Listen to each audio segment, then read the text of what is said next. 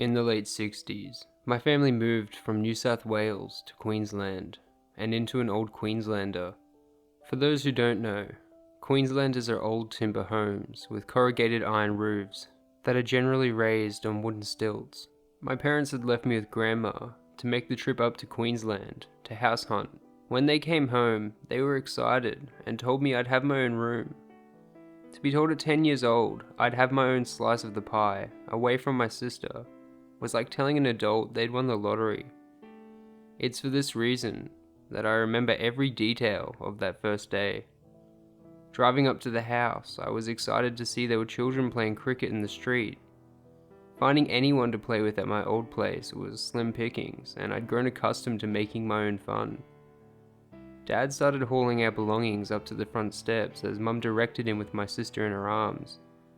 It didn't take long before our new neighbours came over to introduce themselves, and Mum got chatting whilst Dad and I continued to unpack. Unable to contain my excitement, I asked Dad to show me which room was mine. Taking my hand, he led me down the wood floor hallway and opened the first door on the left. It was an average size, big enough for a single bed and a dresser. Nevertheless, my jaw gaped open at the possibilities. "Happy chappy," Dad said, smiling as I nodded yes. It's only now that I write this, having gone through my own struggles to give my children the things they need, that I understand the genuine pride behind his smile. We returned to unpacking, and that night I sat in my bed with boxes stacked around me. I couldn't sleep. The excitement hadn't worn off yet. I laid in the dark, planning how my room would look when the window panes rattled, interrupting my thoughts. I glanced over to see a figure by my window, and in fear, I hid under my blanket. The rattling was gentle. It was like the window was stuck, and they were trying to dislodge it. When the rattling stopped, I let out a brief sigh of relief, before hearing the sound of the wooden pane lift open. I let out a scream in anticipation of what would come next. My parents' hurried footsteps thudded toward my room, and the door burst open. "What?" my father said in a panic. "What happened?" "My window," I whimpered. "There's someone at my window." Dad rushed to the window that was now closed and looked out. "No one there," Dad said to my mother with a shrug. "No," I replied. "There was someone there, I swear." "You would need a ladder to reach your window, son. They couldn't have climbed down, hidden the ladder, and run away in the minute it took us to get here." "Honey," Mum said, sitting on the edge of my bed, "I know moving to a new place is hard, and spending the first night alone must be scary." No matter how much I argued, they didn't believe me, and though my parents comforted me, they did not take it seriously. The next 3 nights, my sleep was undisturbed by figures lurking by my window, and I warmed up to the idea it was my imagination. That is, until the 4th night, when the familiar rattling started again. I was confident the window was locked. I'd been checking each night.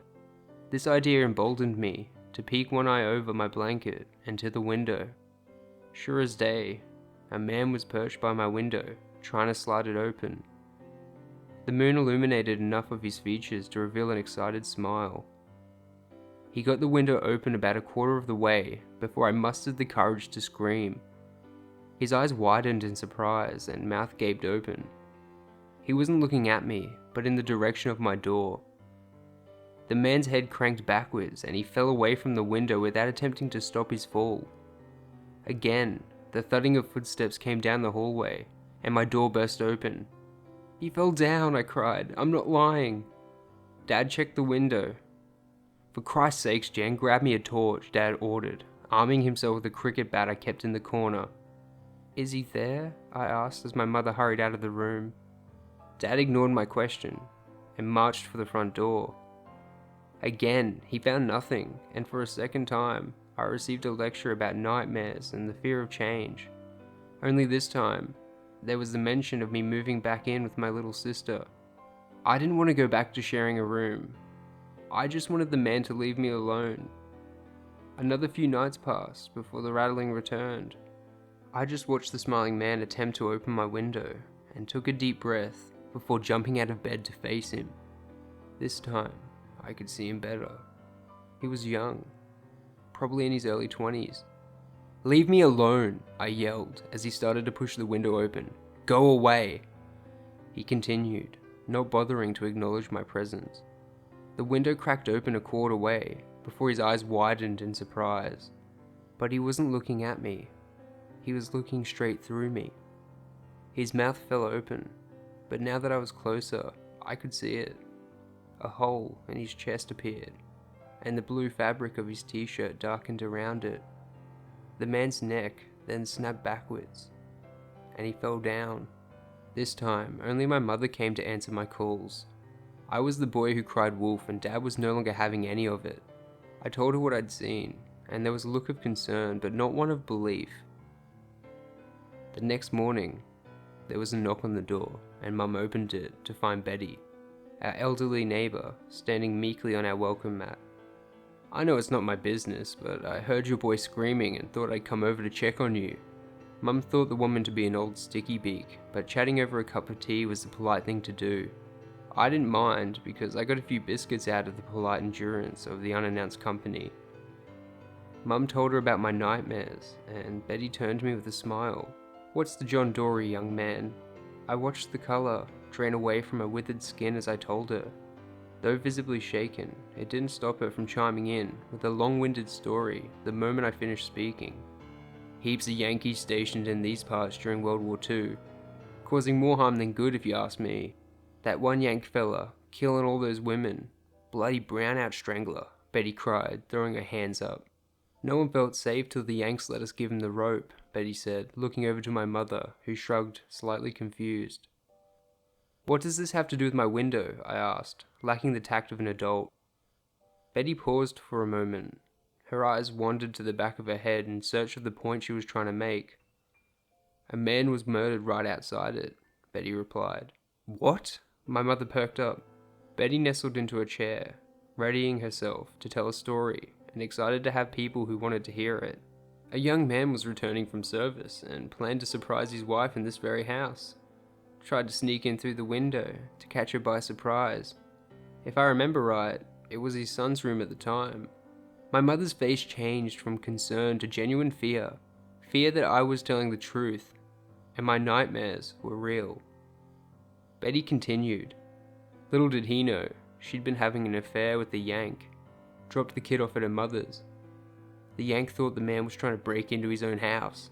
By the time the wife recognized him, it was too late. Shot him dead right there. The young woman screamed and screamed, but the sympathy cards were lost in the post once we found out the full story. "That's horrible," my mum said. "Why weren't we told?" "They probably didn't know, love. The whole thing was covered up, and we didn't speak about it out of respect for the poor digger. Few people have moved in and out of this house but never mentioned what your boy has. But, come to think of it, they all had daughters." "Okay, that's enough," my mortified mother said, ushering me out of the room. I'm unsure if the story Betty told was actually true. Years later, my mother said she tried to verify it, but couldn't. Neither of my parents were game enough to witness the man in the window, and they moved me out of my room that day. I was back to sharing a room with my sister across the hall, but every now and then, I'd lie awake and listen to the rattle of the window as it opened. If I was feeling really courageous, I'd hop out and stand by the window. It was probably a stupid thought, but I hoped in some way it might give the man a degree of relief to have something different waiting on the other side. Even in hell, it's nice to have company, right?